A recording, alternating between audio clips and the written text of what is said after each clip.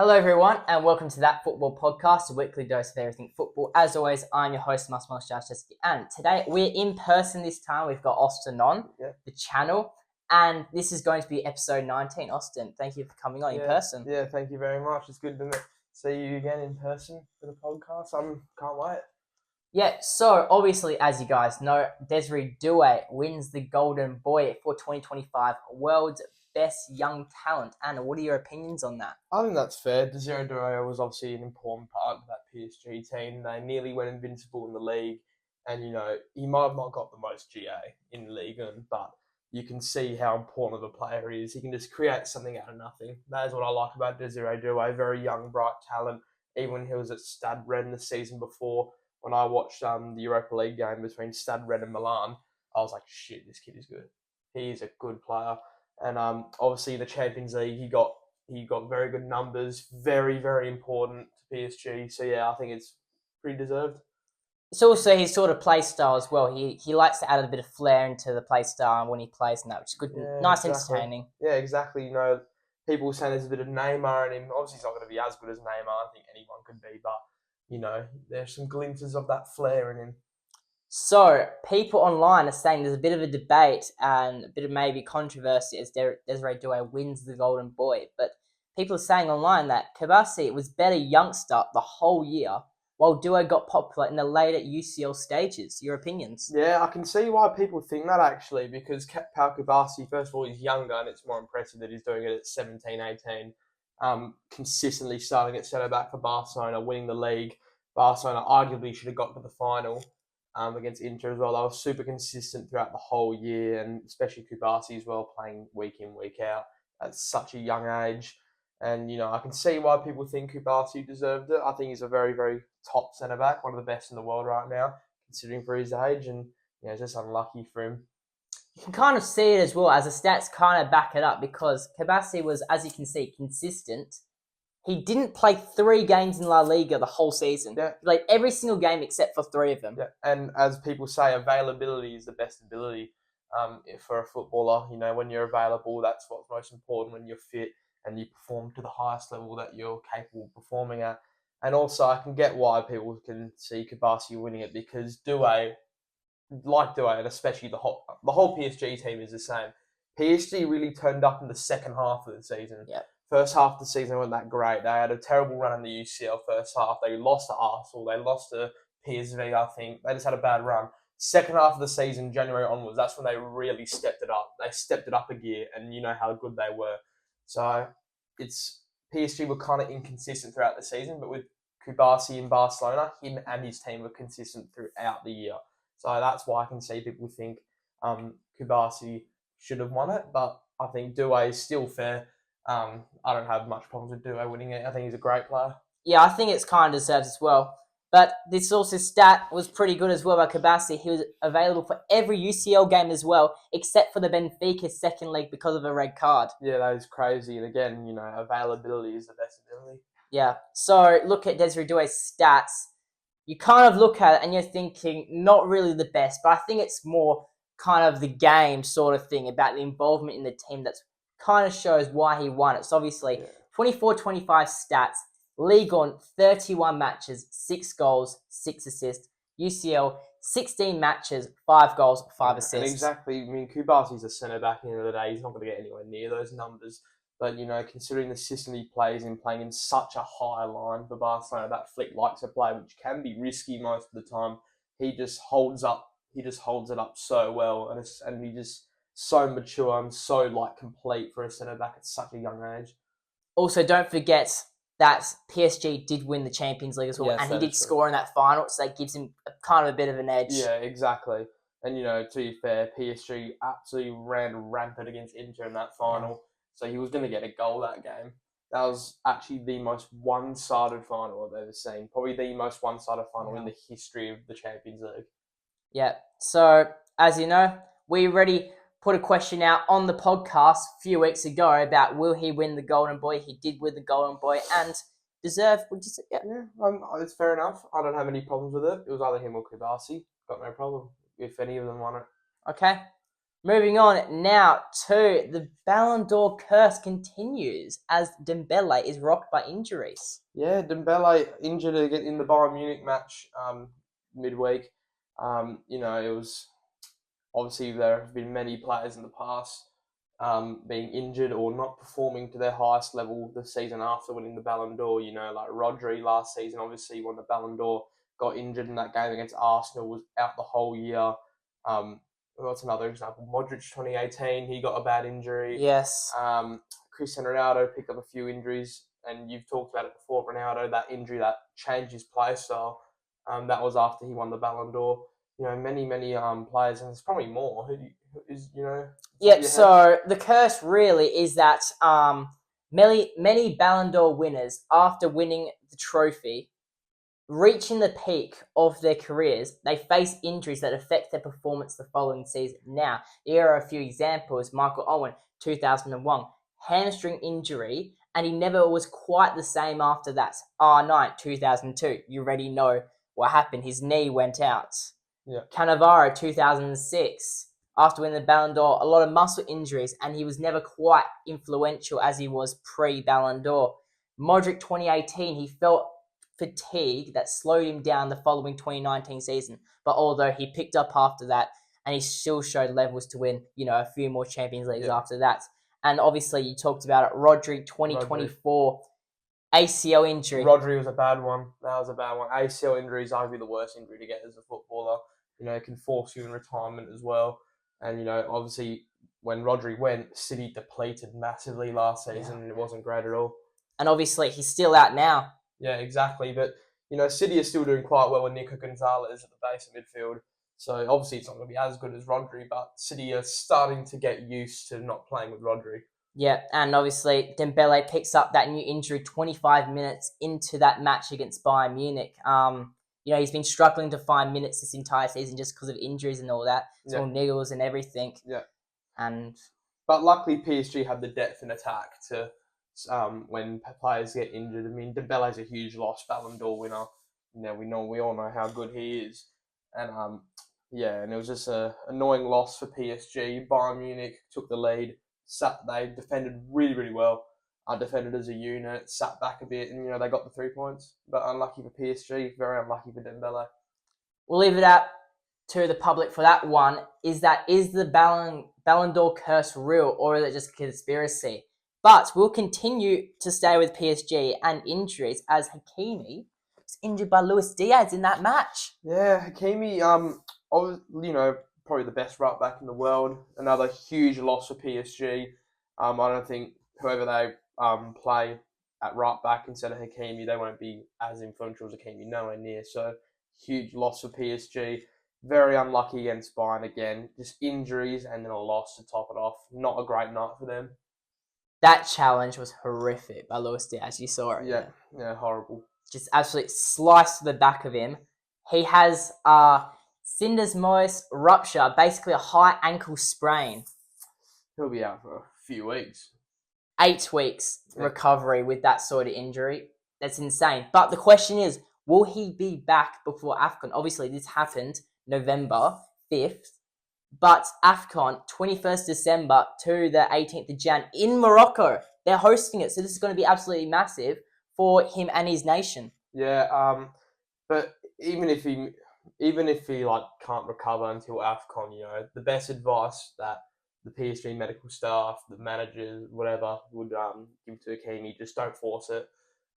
He obviously will be super keen to play for AFCON. Who wouldn't? Representing your nation at your Continental Cup, Hakimi really wants to play. But if he can't recover in time, I think he should not force it, because that would risk an even longer time out of football. Yeah, obviously now with that injury, for the first 2 weeks, he's going to be literally not doing anything. He's going to be in crutches. Terrible for him. Yeah, absolutely terrible. And we hope he gets well soon, because we know how incredible of a right back he is. And hopefully he can recover in time for AFCON. Yeah, so in that game, crazy stuff, as we already mentioned. Luis Diaz, he got a red card after that challenge. Yeah, deserved. But 2 goals before that. Madness. Yeah, I know. I don't know what Diaz was thinking, though. Bayern were still in the game, and he just does that, and then that made Bayern have to completely change up the play style. But hey, at the end of the day, I guess it worked out for them. Yep. So moving on to the UCL results, we'll still stay with that game. Obviously, 2-1 Bayern Munich over PSG. Those 2 goals by Luis Diaz, red card just before halftime. Then Joel Neves gets the goal for PSG. Yeah, and obviously, Bayern were still, under siege that game. They were down to 10 men. What more could they do, When you're down to 10 men, you have to change up the play style a bit, be slightly more defensive compact, sit back a bit, have more men behind the ball. We saw what Arsenal did last season against City when Trossard got sent off, But you're down to 10 men. What can you do? What can you do exactly? You need to change up the style. You need to be defensively compact, very tight, sit back a bit. Play that deep, play a bit of a low block. It worked out for Bayern. They didn't concede another goal. They're happy. They defended brilliantly that game, and they, got the 3 points. They faced a lot of shots that second half, obviously being a man down. 25 shots, to be exact, for the whole game. Yeah. But I think because the injury from Hakimi, the injury from Dembélé, it wasn't just enough for PSG, maybe. Their attacking threat was not as influential. Because we all know how good Hakimi is going forward, driving through the middle of the pitch, driving down the wings. We all know how influential he is going forward with Nuno Mendes, that duo, very, very good. And and with Dembélé out as well, they're arguably their best player, probably their best player. It just wasn't as influential. Unlucky for PSG. Yeah. Moving on to the next game, 0-0 with Napoli and Frankfurt. Now, this is very surprising. I'm going to take it over to you because in the league, Napoli have been doing very well. Very good domestically, but in Europe, they haven't done great at all. That's the thing with Antonio Conte. Antonio Conte is always good, very domestically, super consistent. But when it comes to Europe, his European record's not that great. It's not that great at all. That's the problem with Antonio Conte. I feel like Napoli are prioritising the league, and then they will try and finish in a playoff position for Champions League, and they'll probably just win the playoff and go through to the knockouts. That's what I reckon what they're focusing on. But it's a bit weird how Conte's so good domestically, but it's not very good in Europe. Do you maybe think the approach is different when he goes for a league game and a European game? Maybe the approach of the team, tactics, everything? Yeah, maybe. But if you look at the Napoli team, a lot of their players aren't really that experienced in the Champions League. But, with Antonio Conte, I don't know, maybe he is taking a different approach. He has really won a lot of things domestically, so I think he takes domestically very, very serious. So, I don't know what's going on with Napoli in the Champions League. Definitely one to look out for. Yeah. Next game, 3-0 to Arsenal against Slavia Prague. Now, still 0 goals conceded for Arsenal at this stage. Marino double, yes. Very good tactical transition from Arteta, taking him from midfield to striker. It's worked out brilliantly. He's got that striker instinct, that proper number 9 player style, Marino. He's also very good how Arsenal play as well, how he can drop into midfield, help out the wingers, help out the midfield. Very influential. Easy win for Arsenal. 3 goals, 0 conceded. Their defence is top quality. Calafiori, Timber, Saliba, Gabriel. They just don't let anything past them. They're an absolute brick wall. And Raya is very lucky to have a defence like that in front of him. He doesn't have to do anything, literally. Exactly. But even when Raya is called upon, he does come in clutch. But at the end of the day, Arsenal's defence is just absolutely rock solid. Yeah. But another high point from the match, Max Dowman becomes the youngest UCL debutant. 15 years, 308 days. Yeah, a lot of Arsenal fans are really talking about him, even in pre-season when he played for a bit. A lot of Arsenal fans are really speaking highly about him. So we shall see if he gets a little bit more minutes in the future and see how he grows as a footballer in Arsenal. Yeah. Obviously, just the last point, we were talking about the other day how Mikel Merino, he's so versatile. Yeah. Back in the day, he played defence, didn't he? Yeah, Borussia Dortmund, he played centre-back under Thomas Tuchel at Borussia Dortmund. And now he's playing up top. It's like, what the hell? And then, obviously, centre midfield. Yeah. When was it? Newcastle? Newcastle, yes? Yeah, and then he spent years at Real Sociedad playing midfield, and he was super consistent season after season in La Liga. He got brought into Arsenal for some midfield depth, started to play midfield for a bit over Odegaard, who's been injured. And then suddenly against Leicester, when Arsenal were looking for a striker, Jesus got injured, Havertz got injured. Arteta was like, you know what? he saw potential in Merino, put him up top, scored 2 goals, and ever since then, we've seen how decent he is as a striker. Very underrated, I must say. But the question is, I don't think Gyökeres has been that great this season, and Carragher pointed this out as well at the start. He says whatever striker Arsenal sign, he said Havertz will replace him, but he's basically saying someone would replace him mid-season. So Gyökeres has not lived up to the expectations that was brought upon him. I don't think he's been very impressive at all. I think he's very sluggish as a footballer, a bit lazy as well, I reckon. He's not been great for Arsenal at all, Gyökeres. The expectation put in him was super high, but he's nowhere near them. So I feel like Merino will completely replace him. What do you think the problem is with Gyökeres? I don't know. Even when he was at Brighton years ago, they didn't see any potential in him. And obviously he went to the Championship, smashed it at Coventry, went to Sporting. We all know how good he was there. But I just don't think the Premier League is the league for him. And also with players like Jesus and Merino and even Havertz, especially Merino, they are so... I feel like he's going to get more minutes than Gyökeres if this continues, because Merino's way more important to the way Arsenal play than Gyökeres. Okay, definitely one up for debate right there. Next game, 3-1 Atletico over Union Saint-Gilloise. Now, obviously, come on, Union, they're not going to get a result at the Wanda Metropolitano. No, it's not going to happen. We all know how decent of a team Atletico Madrid are. It was an easy 3 points for them. Yeah, Alvarez goal, Gallagher, and Llorente. Llorente, he's brought me up. Yeah, Marcus Llorente, he loves a good goal in him, loves a bit of a thunder striking in Llorente. Yeah. Loves to whack it on that right boot. And, it's an easy 3 points for Atletico Madrid. So they'll be happy with that. Julian Alvarez, what are your thoughts on him? Just what a sensational player, Julian Alvarez. Even at City, he was arguably the second best striker in the Premier League as a backup. But the problem with Alvarez, even in the 23-24 season, which was his second last season at City, he got 20 GA as a sub. 11 goals, 9 assists in the Premier League for City. That's good stats. Playing as a 10 or playing as a 9 to play over Haaland. But the problem is, just Pep didn't really see him playing that much. Alvarez wasn't really happy not playing that much. He was just in, how do I describe it? He was in Haaland's shadow, basically. Yeah. He was in Haaland's shadow, which wasn't great. So then he moved on to Atletico Madrid. And, I don't think Atletico Madrid deserve him. He's too good for them. Yep, definitely. Now, the big fixture everyone's talking about, Liverpool against Real Madrid. 1-0 to Liverpool. Your thoughts? Yeah, obviously they've had a bad run of form, but that win against Real Madrid, they got 2 wins in a row. They beat Villa. They've gone on to beat Real Madrid 2 seasons in a row. McAllister scores against Madrid 2 seasons in a row. Yeah. Loves a goal against Real Madrid. Connor Bradley pocketing Vinicius Jr. once again. He just turns up in the big games against top wingers. He really does. And obviously Liverpool, if it wasn't for Thibaut Courtois, that would have been an embarrassing result for Real Madrid, let me tell you that.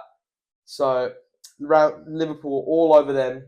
Real Madrid were under siege all game. If it wasn't for Courtois, that would have been 5 or 6-0. Yeah, people were saying online if it wasn't for Courtois, it'd be 7-0 or something. Exactly. It would have been 5 or 6-0, genuinely. It would have been embarrassing. Absolutely embarrassing. Yeah. Madrid, what do they need to do? What do they need to do? Yeah, obviously, at the start of this season, they've had a very good run. They were top of the league, but suddenly something's just dropped. I don't think Xabi Alonso is suffering, in my opinion, because he really, really wants to play his winning system at Leverkusen, his beautiful back three system that you at Leverkusen. But currently he's playing a 4-4-2, because of player power. It's just, he just can't play his system. He can't really express himself as a manager because of the player power at Madrid. He is suffering, And I feel like if he goes to another club like Liverpool or something, he would freely, with the players that he has, he would freely play his system. At Real Madrid, it's just a team full of individuals. Yeah, that's the problem with Real Madrid. The players have a lot of power. Mbappe, Bellingham. Yes, it's player power stopping him from playing the beautiful football he did at Leverkusen.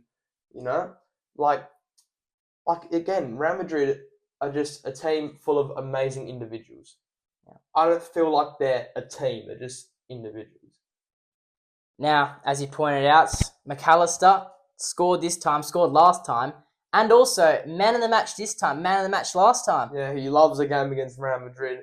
You know, maybe if they play each other, maybe in the knockout stages, you know, that would be a bit. Let's see if he does it again. Yep. Lovely.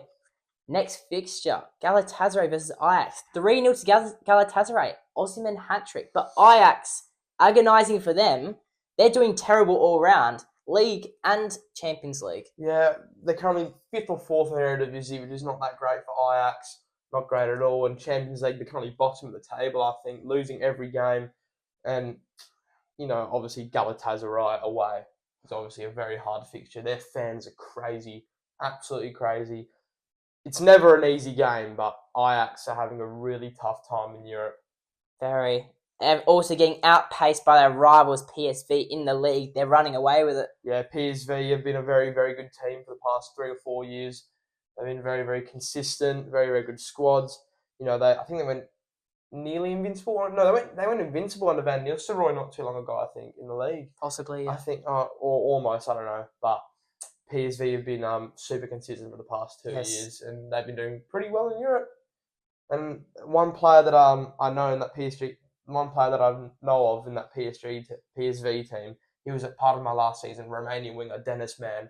What a player! What a player! Genuinely, I think he's going to go to a bigger club. He was at part of my last season, smashing Serie A. Part of my finish mid-table, which is higher than what people expected him to finish. And he was, you know, a big part of that team. And obviously, he's doing very, very well for PSV.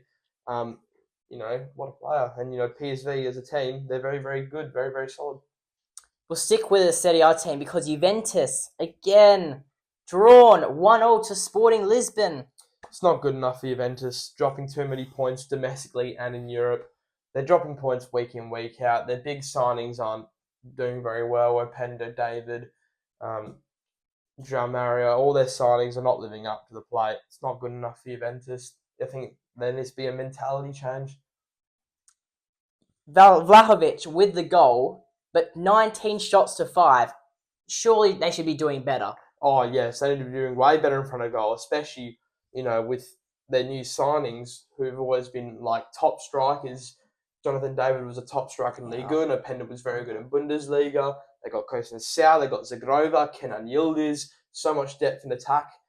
How is that attack not clinical enough to get the job done? How? If that was Liverpool the other day against Madrid, if that was City, if that was Barcelona, they would have slapped 5 or 6 past that Sporting team. It's not good enough for Juventus, it really isn't. And they need to wake up. Again, I've seen 2 different managers, but I don't know, it's still kind of the same problem. They just draw too many games. Yeah. Too many points drop. That's why they're not going to be competing for the league. They're always in a top 4 race. You know, they just draw way too many games. That's the problem with Juventus. Something needs to change at the club. Mentality needs to change. Will it change for Juventus? We will see. Tottenham 4-0 over Copenhagen, but that Van de Ven goal. Oh, ran across the full length of the pitch pretty much. A centre-back doing that, and it's not the first time he's done that. He's done that several times. He did it against United last season. You know, he's not scared to go for a long run with the ball and get a goal or an assist. You know, Van de Ven, he's got some balls in him doing that as a centre-half. Oh, that's insane. I can't believe Tottenham actually played good this game, 4-0. It actually looked like, which is extremely rare for Tottenham, a convincing Tottenham win. Yeah, that's a bit harsh. No, but Tottenham have not been consistent this season. They've been up to the races, you know. It was a good win for them. Yep, hope they, you know, maybe start climbing back up. We'll see what happens with them. But still, Karabakh versus Chelsea, 2-2. I know it was like an away game in Baku. It can be, you know, it's a big stadium, good crowd, but Chelsea, they're the world champions. They're a top Premier League side, top 3 Premier League side in my opinion. You've got to be beating Karabakh. You've got to be beating a team from Azerbaijan. You have to be beating them. And Chelsea obviously have some good memories in that stadium, as you know. And, you know, it's not good enough for Chelsea. 2-2 draw. It's just, I don't know what happened. Chelsea just fell off that game. No Olivier Giroud this time to save him. It's not the Chelsea we know that game, you know. Maybe on another day, that would have been like 5-2 to Chelsea or something. But dropping points to Karabakh, it's just not good at all. It's been embarrassing, really. World champions and doing that. Yeah, it's never great. All right, moving on to the final game that we'll cover on this podcast. Club Brugge, 3-3 with Barca. What game? Yeah, what a game. 3-3, 6-goal thriller. Barcelona were really not expecting that. Bruges really gave them a run for that money. That's what we love about the Champions League. The smaller teams popping up with unexpected results against the big dogs. Carlos Forbes, by the way, 2 goals, 1 assist, super influential. Had that team. The whole team performed well, but he was a very integral part. Obviously, he's getting 3 GA, being involved in all the goals. Barcelona shocked at the end of the day. 3-3 draw. What a game! I think Club Brugge just had more fight. They turned up with the mentality that we're going to take it to Barca. Yeah, and they did. They certainly did. 3 goals. They unfortunately conceded 3 as well, but they will take it. A draw against Barcelona for a team like Bruges is always massive. Bruges, they're a very, very good team, just in general, I think. Yeah, they're doing well in Belgium, I think, like they do every year. And, Champions League, they've done all right. Obviously, drawing against Barca, that's been their best game of the season, playing like that. If they play like that for the rest of the season, they could easily win domestically and, pick up a little bit of points. Depends who they verse in the Champions League. That's why you love the Champions League. The smaller teams always taking it to the bigger teams and, getting a result. Exactly. Again, Carlos Forbes, very, very important to that draw. Very, very good performance by him. Used to be at City in the academy, moved to Wolves in the Premier League. He struggled in the Premier League with Wolves, but, look at him now finding his feet in Belgium. What a result for Bruges and brilliant game for Carlos Forbes. All right, so obviously we've covered a lot this week on Champions League and obviously Désiré Doué and Ballon and all that stuff. So I think we'll leave it there for this week. Thank you, Austin, for coming on in person. It is very much appreciated. Yeah, thank you very much. I feel like it's a lot better in person than doing it through a screen. I feel like it's absolutely amazing seeing you in person, doing this in person. I'm happy. I'll be more than happy to be on here. All right, thank you. And thank you guys for watching. Don't forget to check out Spotify and X, and we'll see you next video. Thank you so much. Thank you.